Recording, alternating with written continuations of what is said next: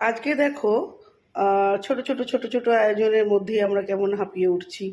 আমাদের যখন ছোটবেলা ছিল তখন আমাদের মারা সমস্ত আমাদের তিন মামা পিসি, দুটো পিসি ছিল, এদেরকে নিয়ে আমার কাকার ছেলেমেয়েরা সবাই এবং মামাদের বাড়ির ছেলে মেয়ে এবং আমরা সকলেই ছোট ছিলাম। সেই সময় আমাদের বাড়িতে দেখতাম যে ছোটবেলা থেকে আমাদের আমাদের মারা কেমন সব রাত্রে সব কেটে কুটে রাখতো। পালং শাক, চচ্চড়ি হতো, একটা দুটো তিনটে তরকারি হতো, ভাজা যে কত রকমের হতো তার তো ঠিকই নেই।